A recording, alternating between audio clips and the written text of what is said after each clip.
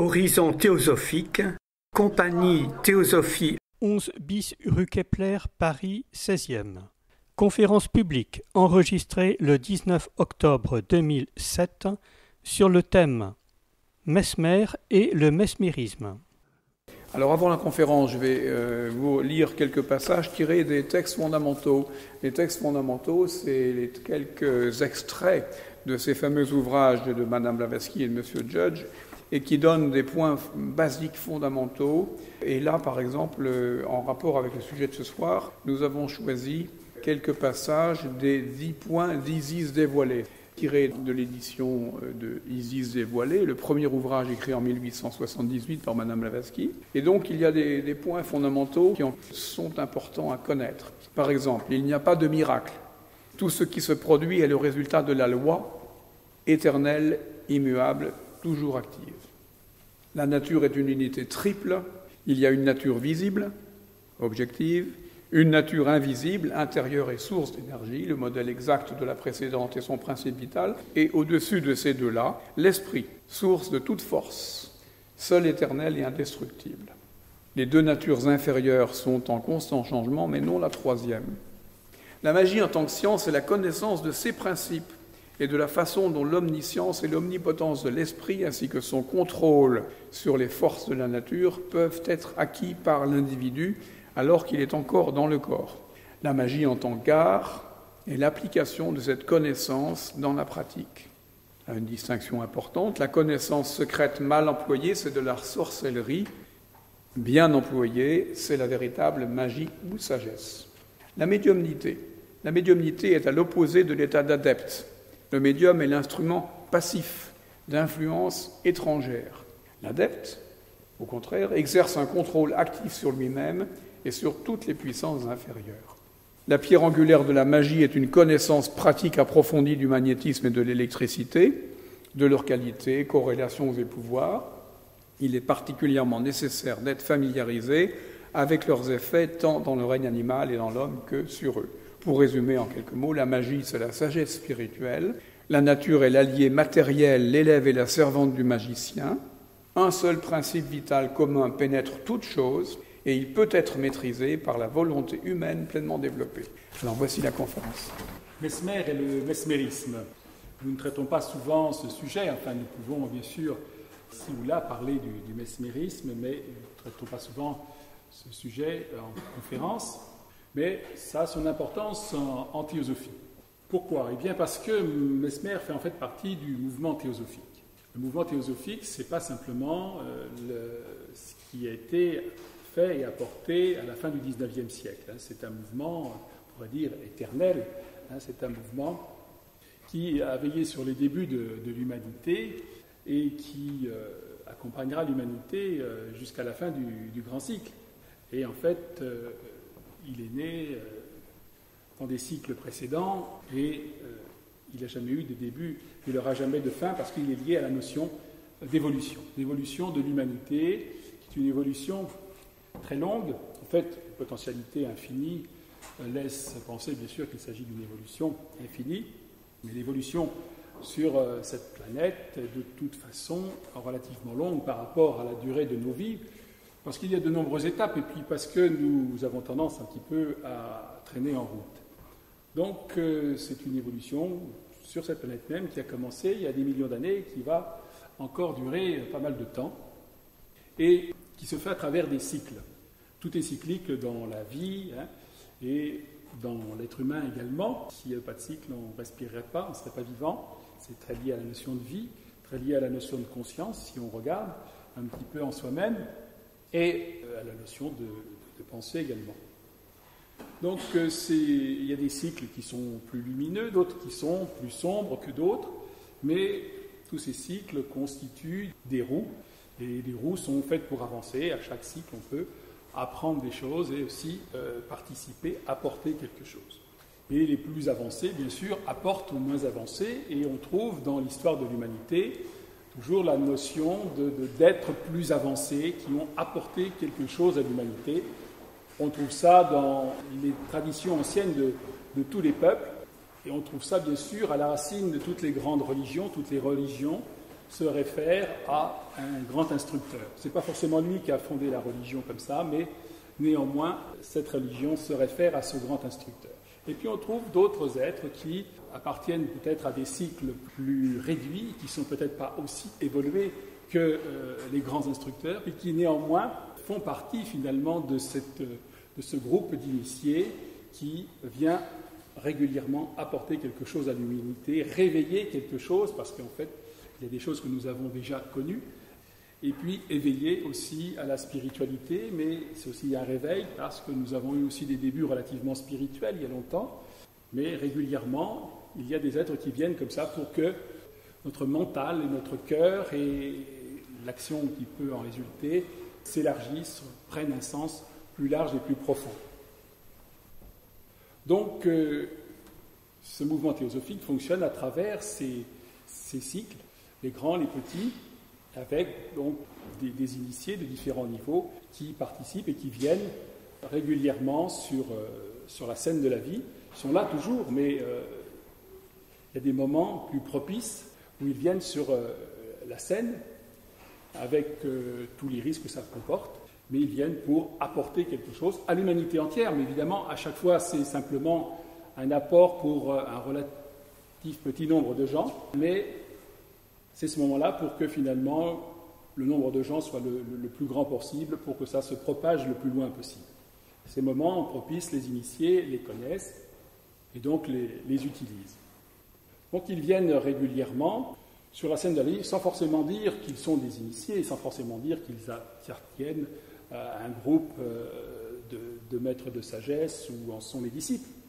Ils ne le disent pas forcément, mais néanmoins, ils viennent et donc apportent un enseignement qui n'est pas simplement un enseignement théorique, mais qui est aussi un enseignement par l'exemple, par l'exercice de pouvoir, par une pratique, à un moment où c'est propice. Donc Mesmer est venu à un certain de ces moments-là. Alors de quoi s'agit-il exactement? De quel cycle s'agit-il? Eh bien, nous avons eu le Moyen-Âge pendant 1000 ans, du 5e siècle jusqu'au 15e siècle. Un Moyen-Âge qui était assez sombre, évidemment, mais pas entièrement sombre, bien sûr. Il y avait ce qu'on a appelé les alchimistes, les philosophes du feu. Bon, vous n'avez pas tous la même connaissance, mais il y en avait qui connaissaient pas mal de choses. Il y avait des choses qui circulaient secrètement. Et puis, on a commencé à sortir de ce Moyen-Âge, donc à partir du XVe siècle. Mais déjà, au XIVe siècle, nous dit la théosophie, ce n'est pas pour le moment dans les livres d'histoire ni dans les dictionnaires, mais à partir du XIVe siècle, si on regarde bien, tout intellectuel qui va regarder un petit peu dans l'histoire de l'Occident trouvera certainement quelque chose.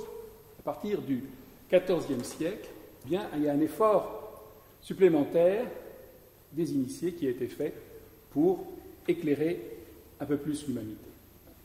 Tout cela se faisant évidemment donc progressivement, et encore une fois, cela ne touche vraiment beaucoup que certains individus à chaque fois. Bon, bien sûr, au fil du temps, il y en a de plus en plus.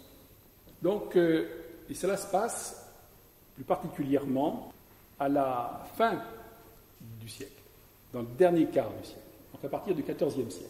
À partir du XIVe siècle, donc, dernier quart du siècle, un effort supplémentaire est fait par les initiés pour donc aider, éclairer l'humanité.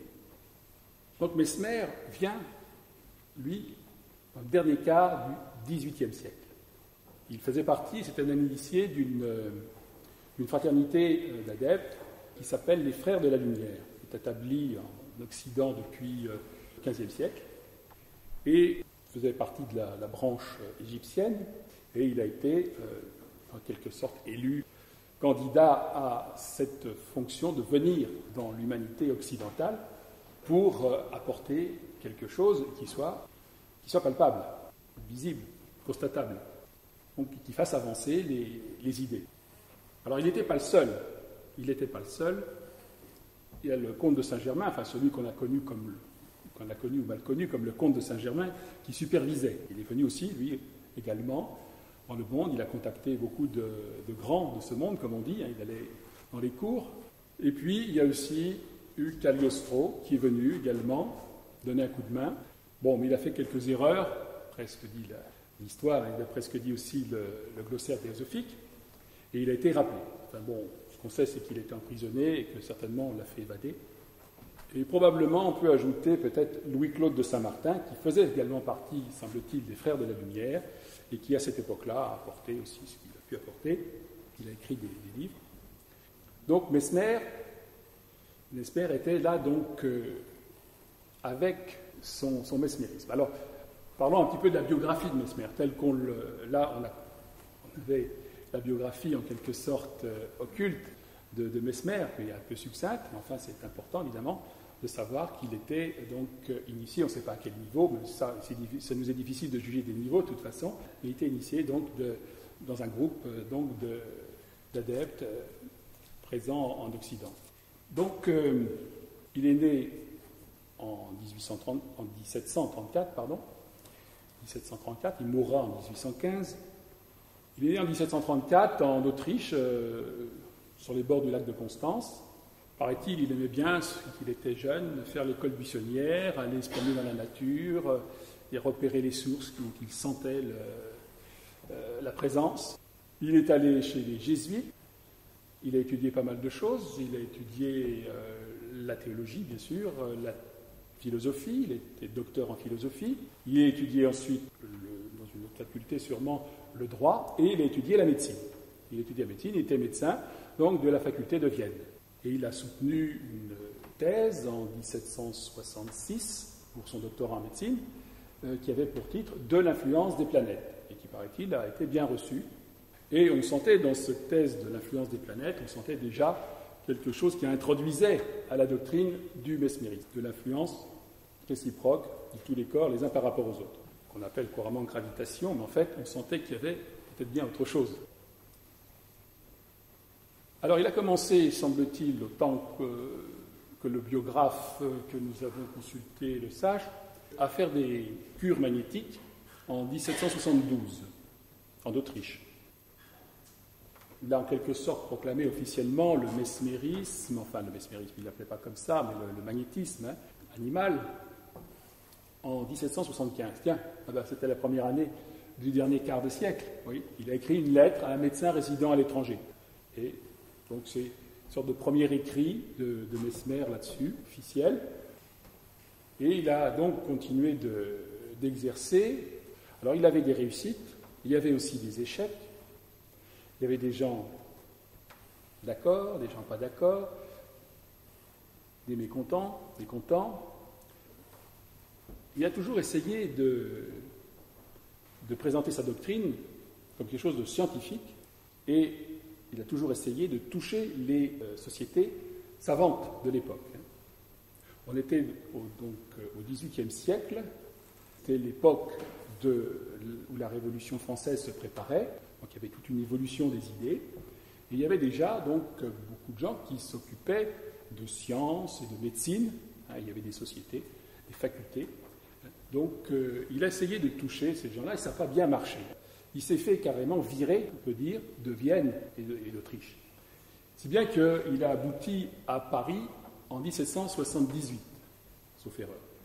Il est allé à Paris, il est allé à Créteil, il est revenu à Paris, et il a exercé le magnétisme animal, il faisait des cures, il a eu des réussites, des échecs aussi, bien sûr, et il a essayé de toucher, donc, il y avait une académie des sciences déjà à l'époque, il a essayé de toucher la faculté de médecine, bon, ça a toujours été difficile, pas très bien accepté. Quelques médecins qui sont venus, il y a notamment le docteur Delon, mais c'est sûr que ça a été toujours très difficile de faire accepter les choses, et sans cesse on essayait de démontrer que ça ne marchait pas. Il y en avait qui étaient des fois très étonnés, semblaient sincères en tout cas, et puis qui reviraient ensuite. Quelques amis, quelques fidèles, et des amis moins fidèles, et des ennemis primaires, dès le début, ou secondaires, ensuite, des imitateurs, des fois un peu charlatanesques, tout ça, finalement, on le retrouvera, c'est l'humanité dans laquelle nous vivons, qui est nous-mêmes, et aussi toutes nos tendances que nous avons en nous, et ça, nous on le retrouvera, et bien sûr, 100 ans plus tard, pour Madame Blavatsky, avec ses amis fidèles peu nombreux, des amis qui furent moins fidèles, et des ennemis de toutes sortes, plus ou moins insidieux, plus ou moins habiles dans leurs propos. Donc Mesmer a été confronté à ça. Il est resté assez longtemps en France. Il a fait puis il est retourné en Suisse, Autriche, il est revenu. Enfin bon, il a fait pas mal d'allers-retours. En 1783, il a fondé la Société de l'harmonie ou de l'ordre de l'harmonie universelle, qui était une sorte de société maçonnique. C'était un petit peu bâti comme une association maçonnique. Il y avait des grades. Il y avait 7 grades, en fait. Il y avait 7 grades, où à chaque grade, on parlait d'un certain nombre de choses, et pas forcément que de magnétisme animal. D'ailleurs, pour Madame Blavatsky, dans le glossaire, elle dit que cette société n'avait pas pour but que d'étudier et d'enseigner, pratiquer le magnétisme animal, mais c'était plus large. Le but était certainement d'étudier avec les étudiants les plus méritants, si on peut dire, toutes les sciences occultes. Et elle avait pour but d'aider l'humanité, cette société. Il y avait un certain nombre de choses, donc préalables. Nous y reviendrons tout à l'heure quand nous parlerons des enseignements. Donc, en France aussi, Mesmer a été obligé d'en rabattre, comme on dit. Bon, il n'a pas réussi à toucher vraiment il était, si on peut dire, excommunié de la science. On n'a pas voulu voir l'aspect scientifique et réellement médical de ces cures.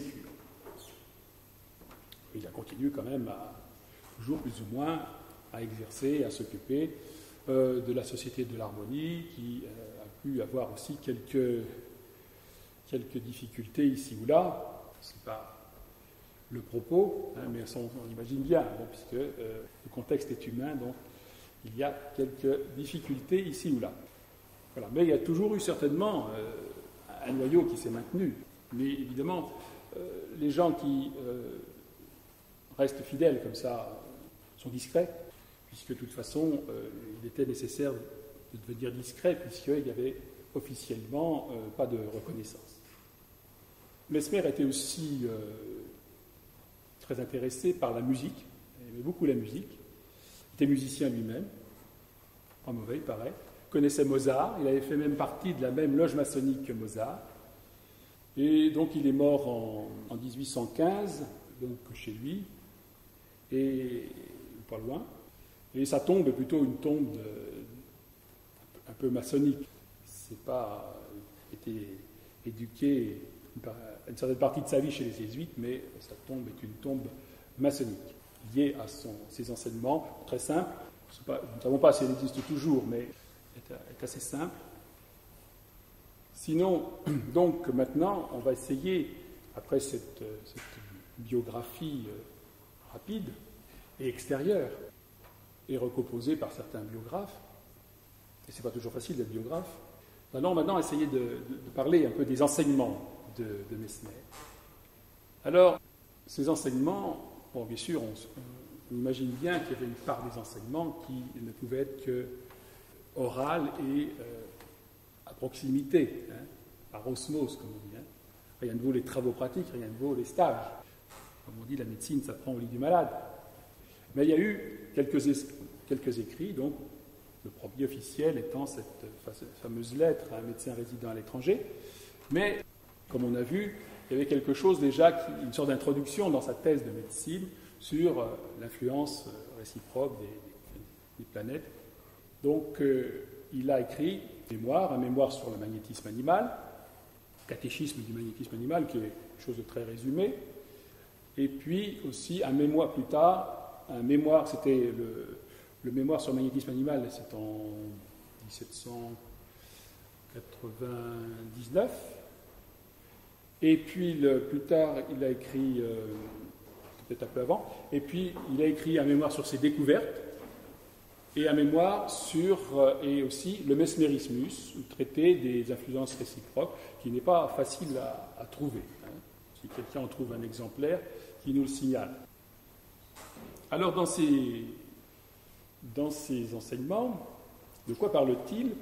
Eh bien, et puis il a écrit aussi, bien sûr, on l'a déjà évoqué tout à l'heure, mais on va en parler un peu, il a écrit aussi, bien sûr, ce qui réglait la société de l'harmonie, les règlements. Il y a toujours un règlement, on pose toujours les buts et les moyens d'une association. Et il y avait donc, pour entrer dans cette société, donc il y avait quelque chose que devait lire le candidat qui voulait entrer. Et on voit que ce n'est pas simplement de l'énergétisme, qu'il y a quelque chose de spirituel.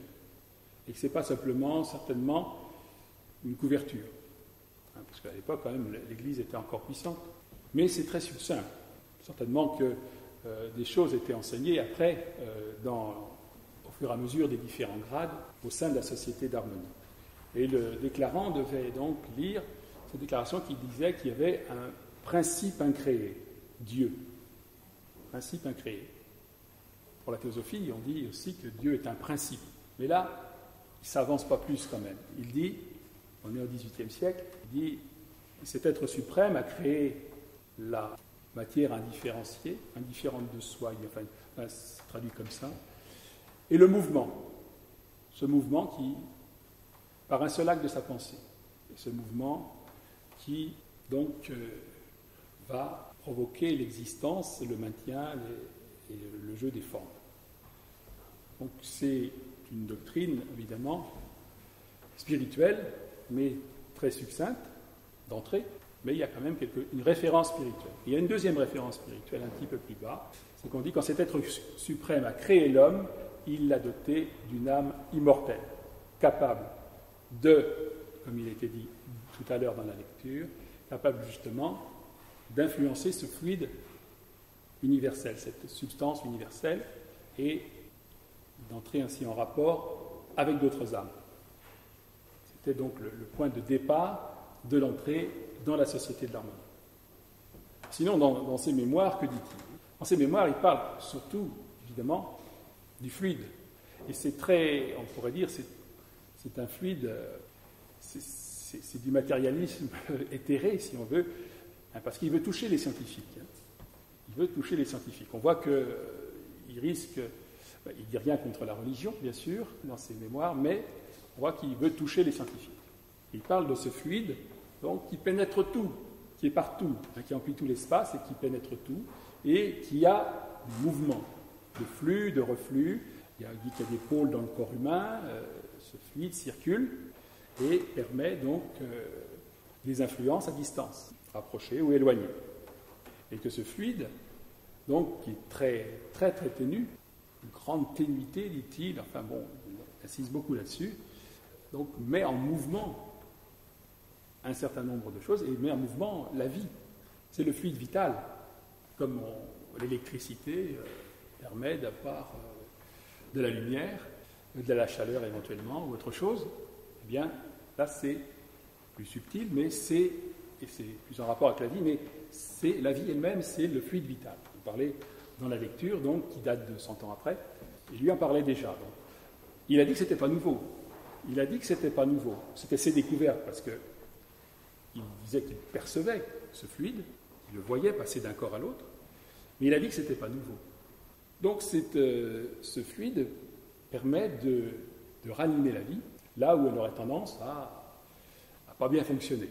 Donc il a dit que c'était, et il a essayé d'illustrer dans toutes ses cures, que c'était un moyen de guérir bien des maladies, ou de les améliorer, que ce n'était pas forcément immédiat, mais que c'était un moyen des plus naturels pour traiter des maladies et prévenir les maladies également. L'aspect prévention. En condition de bien connaître et de bien l'utiliser, évidemment, ça va de soi. Mais donc il disait que ce fluide pouvait être condensé, que ce fluide pouvait être réfléchi par des glaces aussi, comme la lumière, qui pouvait être véhiculé par le son. Il a beaucoup utilisé la musique dans ses cures magnétiques. Et puis, donc, il a surtout insisté sur cette notion d'un fluide qui agit par les nerfs, immédiatement par les nerfs et médiatement par leur influence sur d'autres choses. Et en particulier, quand il parle de ça dans son mémoire sur ses découvertes, il dit que ça va toucher finalement la fibre musculaire, au sens large du terme, et ça va donc favoriser la circulation en général des humeurs, comme on disait à l'époque. C'est-à-dire tous les fluides, toutes les sécrétions, toutes les choses qui nourrissent, qui sont sécrétées, qui stimulent, qui doivent être éliminées. Donc, ça joue à la fois sur la qualité de ces humeurs, grâce à cette circulation, et sur leur circulation harmonieuse. Sinon, il peut y avoir des obstructions et toutes sortes de maladies. On parle beaucoup d'obstructions comme cause immédiate de maladie. Donc, ce magnétisme animal présent chez l'homme peut être donc utilisé pour stimuler la vitalité chez l'autre et l'aider donc à traiter les maladies. Il dit que toute espèce de maladies peuvent être traitées comme ça, en disant bien que ce n'est pas forcément immédiat, mais qu'on ne peut pas forcément traiter tous les malades. C'est ce qui lui a été un peu reproché, quand quelqu'un amène quelque chose de nouveau, on lui reproche toujours que ce n'est pas la panacée, parce qu'on ne sait pas trop bien quoi lui reprocher, donc on met la barre très haut, puis on lui dit oui et non, c'est peut-être pas bon. Donc on lui a reproché ces échecs, mais il les a expliqués. Bon, des fois les tissus sont tellement dégradés qu'ils ne peuvent plus recevoir le fluide de manière à se régénérer. Et puis tout le monde meurt de toute façon. Et puis il y a aussi des gens qui une fois guéris, reprennent leurs anciennes habitudes de vie, et ces habitudes de vie peuvent régénérer une autre maladie ou la même maladie. Donc il y a aussi une hygiène de vie à avoir. Ou bien aussi, il peut être nécessaire de refaire du magnétisme préventif, mais si on ne le fait pas, évidemment, on peut retomber, les mêmes causes produisant les mêmes effets, on peut retomber quelque temps plus tard dans la même maladie. Voilà. Mais donc ces ennemis se sont servis de ces échecs relatifs ou pas. Donc c'est une médecine, donc, comme dans toutes les médecines, c'est pas absolu, mais il y a quelques miracles apparents, comme nous avons vu, il n'y a pas de miracle. Il y a un certain nombre de cas bien améliorés, mais il faut du temps, puis il y a des échecs ou des rechutes. Mais il a bien eu du mal à faire accepter ces choses-là, parce que il y avait des résistances, comme on dit en psychanalyse, et des résistances à ce qui est nouveau, ce qui remet en cause un certain nombre de choses. Donc il procédait dans ces cures, il y avait des cures individuelles, où il se mettait contre le patient, il faisait des passes particulières ou générales, pour l'équilibration générale. Puis il y avait aussi le fameux baquet de Mesmer, où il y avait différentes choses, c'était certainement très très scientifique, mais évidemment il faut connaître le magnétisme animal pour savoir que c'est tout à fait scientifique, comment utiliser le verre, etc., les tiges, comment disposer les gens, etc., pour accroître les vertus du magnétisme et traiter plus de gens en même temps. Il se servait des arbres aussi. Avec les arbres, il faisait des chaînes comme ça, des cordes, des arbres, pour utiliser le magnétisme naturel qui existe partout. Alors on a ces ennemis, et il y en a toujours, disent que tout ça était psychologique. Tout ça est psychologique. Alors évidemment, il n'a pas beaucoup parlé de la psychologie. On disait que c'est psychologique, d'autant plus qu'il y avait évidemment des crises, parce que l'énergie met en branle les choses, et avant que ça soit guéri, il peut y avoir des crises assez relativement brutales, où les choses semblent aller plus mal, c'est comme quand on fait des travaux, c'est moins bien qu'avant, mais ça sera beaucoup mieux après. Là c'est pareil, et c'est assez spectaculaire, et puis pour l'époque, certainement un petit peu guindé, ça choquait les bonnes mœurs et la dignité. Il n'a pas trop parlé du rôle de la psychologie dans ces cures, il a parlé du rôle de la psychologie dans la genèse des maladies. Il a dit que, évidemment, les gens qui étaient, on dirait maintenant, très stressés, et stressés de manière chronique, avec des grosses épreuves dans la vie, eh bien, ça pouvait évidemment favoriser ou engendrer quelque chose au niveau de l'énergétique humaine et engendrer des maladies. C'était bien sûr une des causes aussi de rechute ou d'échec. Les gens qui étaient évidemment dans des conditions de vie qu'ils ressentaient comme très difficiles. Donc il n'a pas beaucoup parlé de la psychologie pour ces cures. Bon, la théosophie dit bien sûr que le bon sens le dit, que ça peut jouer. On sait bien que quand on reçoit bien quelque chose, ça peut nous faire plus de bien que quand on le reçoit mal, psychologiquement. Que le moral, dans la guérison, ça joue un grand rôle. Mais pour la théosophie, c'était effectivement pas uniquement psychologique. Il y a pour la théosophie, comme pour Mesmer et comme pour tous les initiés, ce fluide qui est fait d'une substance qui n'est pas connue de la science, qui peut-être commence à l'approcher, mais il y a ce fluide qui pénètre tout et qui peut effectivement, par son mouvement, être non seulement un mouvement comme ça, mécanique, mais être le mouvement même de la vie, de la vitalité. Donc ces enseignements ont porté donc sur le fluide. Et puis il y a eu aussi, dans le mémoire sur les découvertes, nous allons pas parler du mesmérismus parce que traiter des influences réciproques, parce que nous ne l'avons pas. On l'a cherché un peu, mais on ne l'a pas trouvé. Ça viendra peut-être. Mais dans le mémoire sur ces découvertes, il a parlé aussi de quelque chose en rapport avec certainement des questions qui lui ont été posées. Parce qu'un de ses élèves avait, depuis Ségur, pour ne pas le nommer, avait découvert qu'en mesmérisant les gens, non seulement on avait des crises, éventuellement qui précédaient la guérison, mais il y avait aussi des états de transe particuliers où les gens étaient capables de voir des choses à distance, étaient capables de parler savamment de l'état de leur corps, voire peut-être même de l'état du corps de quelqu'un d'autre, et c'était assez étonnant. C'était de la parapsychologie, on ne l'appelait pas comme ça à l'époque, évidemment. C'était de la voyance. Donc il en a parlé dans son mémoire sur les découvertes, et d'une manière assez simple, en disant que quand on n'est pas pris par les sens physiques, ce qu'il appelle le sens interne peut prendre la relève, et l'homme sent beaucoup plus, à ce moment-là, son rapport à la nature. Par l'intermédiaire de ce fluide qui remplit tout, il peut communiquer, en quelque sorte, au sens général du mot communiquer, à distance.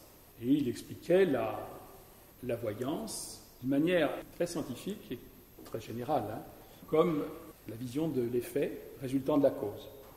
Très scientifique, très théosophique aussi, en disant que le voyant était comme quelqu'un qui se trouve sur un lieu surélevé, qui voit une rivière qui serpente, qui voit un bateau sur cette rivière, et qui voit sa vitesse, et qui sait donc qu'à telle heure, il sera là. Si l'observateur est en bas, il ne sait pas. Donc il faut être dans une position où on n'est pas pris par les sens habituels, la vue, l'ouïe, qui sont très limités. Il laisse supposer qu'il y a l'être intérieur, avec son sens interne. On remonte en quelque sorte sur cette position particulière. Il y a une vision du présent, du passé et de l'avenir, avec déduction logique, rôle de l'intelligence également, et de la relation de cause à effet. C'est une très bonne mise en place des choses pour un apport théosophique 100 ans plus tard, aux descendants des personnes qui ont entendu parler de ça ou qui ont pu lire ce mémoire sur les découvertes. Nous ne savons pas s'il en est resté beaucoup, mais les idées circulent aussi par le bouche à oreille. Ça a pu préparer l'apport théosophique. Donc des enseignements donc assez simples et assez révolutionnaires, bien que pas nouveaux, et qui auraient pu évidemment faire avancer la science et la médecine. Ça ne l'a pas fait vraiment beaucoup, mais il y a des gens qui ont continué de faire du magnétisme sincèrement et certainement avec la possibilité réelle de traiter des personnes. Et il y a eu au XIXe siècle un baron aussi, beaucoup de nobles, un baron, le baron du Potet, qui était un magnétiseur très puissant et très célèbre, qui était à peu près à la fin du XIXe siècle. Madame Blavatsky l'a connu ou aurait pu le connaître. Et puis il y en a d'autres moins connus peut-être, mais enfin il y a toujours eu quelque chose dans la lignée du magnétisme de Mesmer. Et à notre époque, on redécouvre cela si par le Reiki, c'est japonais. Et effectivement, les Japonais avaient découvert ça il y a très longtemps. En Orient, c'était connu depuis très longtemps. Le ki, le chi, le prana, le fluide vital, tout cela, c'est cette même subtilité du mouvement et de la substance, et qui ont un rapport avec la vie, et qui peuvent avoir un rapport direct avec l'influence du mental et du psychisme.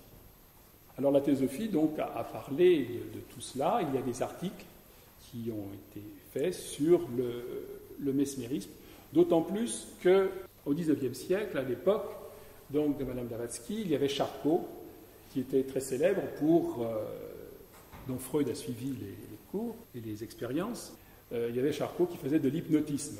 Donc, l'hypnotisme a un rapport avec le mesmérisme, dans la mesure où les deux mènent à une transe qui peut avoir un certain nombre de conséquences. Mais néanmoins, la théosophie insiste pas mal là-dessus. Si on est intéressé par ces articles, c'est dans les cahiers théosophiques 22, 60 et 123. 22, 60 et 123. La théosophie insiste beaucoup sur le fait que certaines techniques d'hypnose sont très différentes du mesmérisme. En particulier, certainement, la technique employée par Charcot, une technique de domination.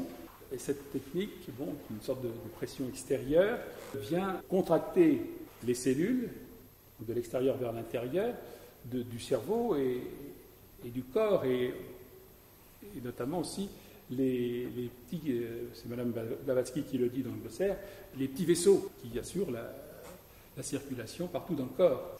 Donc, c'est quelque chose qui va plutôt dans le sens de la mort. On ne dirait pas comme ça a priori, il va plutôt dans le sens de la mort. Alors que le mesmérisme, lui, il prend appui autrement sur les choses et il vient vitaliser de l'intérieur vers l'extérieur, il va dans le sens de la vie. Donc c'est très différent, même si vu de l'extérieur, il y a une sorte de résultat qui semble le même au niveau d'un état de transe. En fait, c'est très différent sur le plan donc physiologique. Et puis psychologique également, mais ça dépend, ça c'est le sujet, il faudrait à ce moment-là faire une conférence, déjà 9h05, sur l'hypnose elle-même. Mais évidemment, dans cet état, il y a une suggestibilité qui est augmentée et qui peut être utilisée médicalement, à condition de faire attention, sachant qu'il peut y avoir un lien occulte entre celui qui hypnotise et celui qui est hypnotisé et qui persiste après.